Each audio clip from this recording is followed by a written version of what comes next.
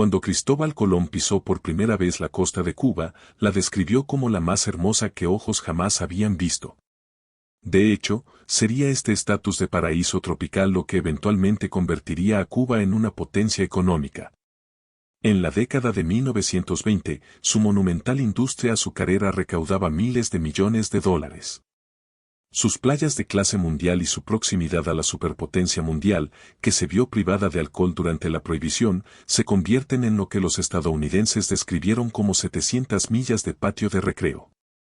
A medida que los dólares de los turistas comenzaran a llegar a raudales, la capital, La Habana, estaría repleta de nuevos automóviles Ford, hoteles opulentos, clubes náuticos e infraestructura de última generación. De hecho, Cuba estaba en camino de convertirse en un país rico a finales de los años 50. A pesar de tener solo 6,5 millones de habitantes, tenía la 29ª economía más grande del mundo. Tenía un PIB per cápita mayor que el de Irlanda y Australia e incluso el doble que el de España y Japón. No solo eso, sino que tenía más médicos por persona que el Reino Unido y una esperanza de vida en mortalidad infantil a la par de las naciones europeas desarrolladas.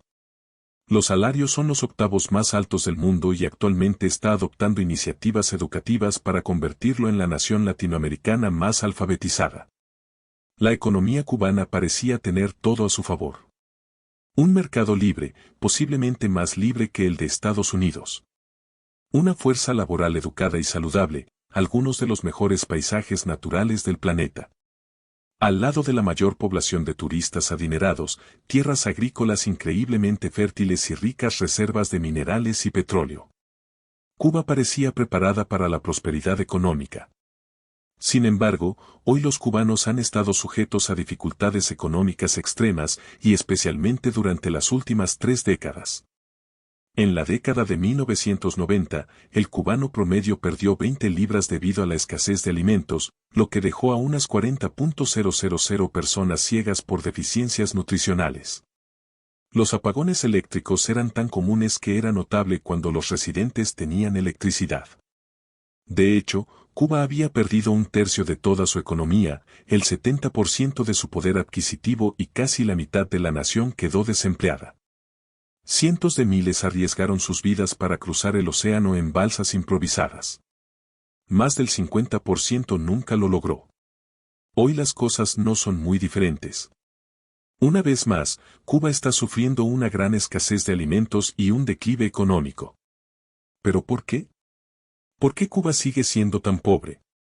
De la puerta de entrada al nuevo mundo al hambre, de un paraíso tropical al borde del Armagedón nuclear, de un sueño capitalista a una brutal dictadura comunista. Esta es la lamentable historia de Cuba.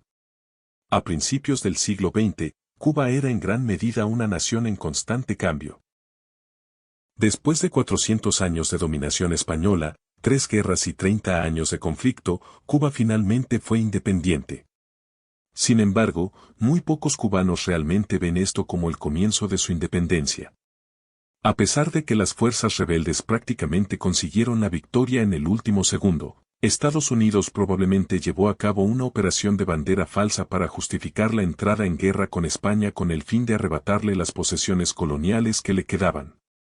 Si bien el objetivo explícito de la guerra era luchar por la soberanía cubana, Cuba entraría en una nueva era de colonialismo corporativo dominado por los intereses de Estados Unidos. Esos intereses radicaban en los campos azucareros de Cuba que ya eran los más productivos y rentables del mundo. Sin embargo, incluso antes de las guerras de independencia, Estados Unidos ya poseía una enorme porción de la industria azucarera cubana que ahora estaba en peligro ante la perspectiva de una Cuba independiente. Por lo tanto, al convertir a Cuba en un estado títere subordinado a Estados Unidos, podían asegurarse de que sus proyectos comerciales fueran seguros y al mismo tiempo permitir un crecimiento nuevo y desinhibido. Sin embargo, no sería hasta el final de la Primera Guerra Mundial que el destino económico de Cuba cambiaría para siempre. Cuando los campos de remolacha azucarera de Europa fueron arruinados por la guerra de trincheras, el 20% del suministro mundial desapareció. Cuando se levantaron los controles de precios al final de la guerra, el precio del azúcar experimentaría el aumento más espectacular de su historia. El precio, de 7,3 centavos por libra, ya era mucho más alto de lo que cualquiera podría haber esperado. Sin embargo, al final de la cosecha se había disparado a 22,5 centavos. La cosecha de 1919 inundaría la economía cubana con $1.000 millones. Esa cantidad fue más que las ganancias generadas en los últimos 14 años combinados. Los pequeños productores de azúcar ahora vestían las mejores ropas y salían de compras a La Habana. Pensando que estos precios serían la nueva normalidad, tanto cubanos como estadounidenses se apresuraron a pedir préstamos para ampliar enormemente sus capacidades de producción. Sin embargo, tan rápido como el precio subió, la burbuja explotó. A finales de año, muchos agricultores se encontraron con deudas impagables y como resultado, 20 bancos cubanos quebraron. Los bancos estadounidenses no solo sobrevivieron, sino que aprovecharon esta oportunidad para comprar ingenios azucareros en quiebra e incluso más tierras de cultivo. Posteriormente, los cubanos solo poseerían alrededor del 20% de la producción de azúcar de su nación, un hecho que daría lugar a crecientes resentimientos nacionalistas hacia Estados Unidos. A pesar del gran auge y caída del azúcar cubano, la economía recibiría otro impulso sustancial. Durante la Primera Guerra Mundial, Estados Unidos se había convertido en la superpotencia económica del mundo. Ahora produjo una enorme clase media con más ingresos disponibles que nunca y una demanda para gastarlos en viajes al extranjero. Pero mientras Europa se recuperaba de años de conflicto masivo y Estados Unidos prohibía el consumo de alcohol, Cuba se convirtió en el nuevo principal lugar de vacaciones. De 1914 a 1937, el número de turistas estadounidenses que llegaban a Cuba se había multiplicado casi por 6. Inversiones masivas en lujosos hoteles, enormes hipódromos, casinos, restaurantes, complejos turísticos e infraestructura de última generación transformaron la capital, La Habana, en una ciudad moderna, bulliciosa y rica más allá de lo imaginable. Año tras año, los turistas estadounidenses inundaron cada vez más de dólares la economía de la pequeña nación insular. Pero la economía cubana ocultaba un lado oscuro.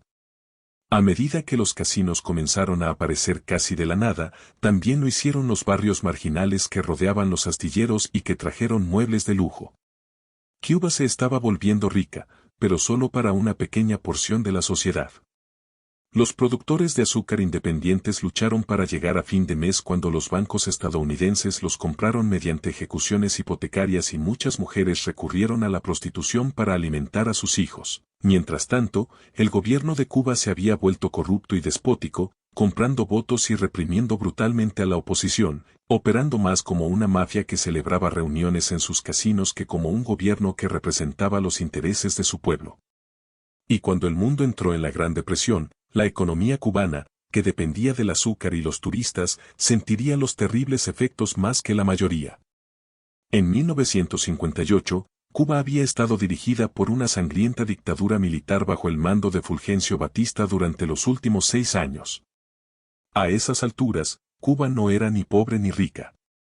Las campañas educativas la convirtieron en la nación más alfabetizada de América Latina y disfrutaron de tempranas libertades sociales y laborales. Sin embargo, la economía había estado más o menos estancada desde la Gran Depresión, mientras que la desigualdad seguía empeorando. La gente quería un cambio. Querían estar libres del colonialismo corporativo, libres de la dictadura militar. Y en su lugar, querían un gobierno que defendiera los intereses de todos los cubanos. Sin embargo, no querían una revolución comunista. Pero cuando Fidel Castro aterrizó en Cuba y lanzó su campaña de guerra de guerrillas contra el gobierno, el pueblo se levantó en su apoyo. Ocultó sus verdaderas aspiraciones ideológicas. No contó con el apoyo del Partido Comunista de Cuba hasta el final y la coalición que lo ayudó a llegar al poder era abrumadoramente socialdemócrata y anticomunista. No solo el pueblo cubano estaba ciego ante sus inclinaciones comunistas, sino que incluso el principal experto de la CIA en América Latina afirmó que Castro no solo no es comunista, sino que es un fuerte luchador anticomunista. Sin embargo, una vez en el poder, sus objetivos se hicieron más evidentes. En solo 9 meses, Castro promulgó amplias reformas en 1.500 nuevas leyes, decretos y edictos. Se aumentaron los salarios, se bajaron los alquileres y se recortaron las tarifas de electricidad y teléfono.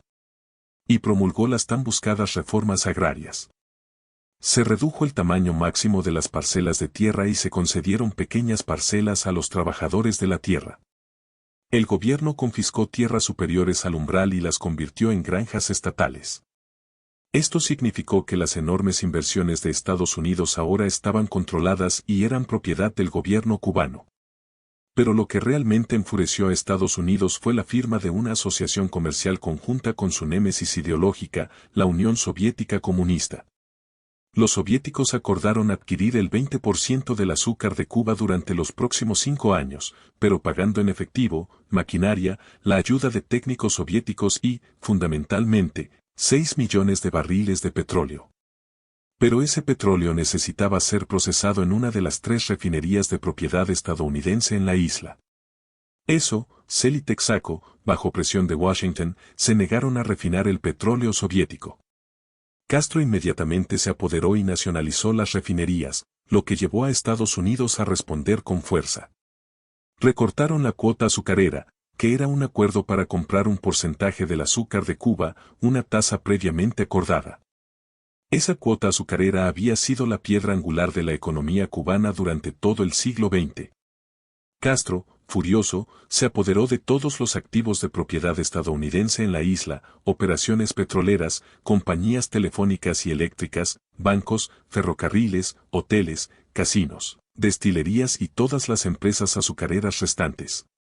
Por primera vez, las relaciones diplomáticas entre ambas naciones habían sido cortadas y Estados Unidos llevaría a cabo operaciones contra Castro durante décadas, incluida la invasión de Bahía de Cochinos, el apoyo a grupos insurgentes y 636 intentos fallidos de asesinato. Pero la acción que más perjudicó a Cuba fue el embargo total de John F. Kennedy sobre los productos cubanos. Esto aisló casi por completo a Cuba del comercio con el mundo occidental, que sigue vigente hasta el día de hoy. Este embargo luego requirió y obligó a Cuba a caer en manos de la Unión Soviética, quien luego desplegaría secretamente armas de destrucción masiva en Cuba, lo que provocó la crisis de los misiles en la que el mundo estaría más cerca que nunca del Armagedón nuclear.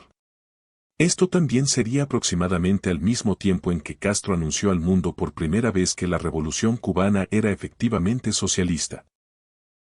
Tras el anuncio, sucesivas rondas de nacionalizaciones erosionaron los cimientos del mercado. Economía, llevando finalmente todas las operaciones privadas bajo el control directo del Estado. Todo, desde vendedores ambulantes, tiendas minoristas, bares, tiendas de comestibles, bancos e ingenios azucareros, sería propiedad y estaría operado exclusivamente por el gobierno. A partir de ahora, el Estado fijaría los precios de cada bien demandado. Los agricultores venden productos a un precio específico y le dicen a las industrias exactamente qué y cuánto producir. Las diferencias salariales entre ocupaciones se reducirían considerablemente mientras el sistema intentara utilizar incentivos morales como el deber hacia el país en lugar de incentivos materiales como base de la motivación laboral. Pero Cuba durante este primer periodo socialista solo haría intentos tímidos de lograr una típica planificación central detallada como la observada en la Unión Soviética.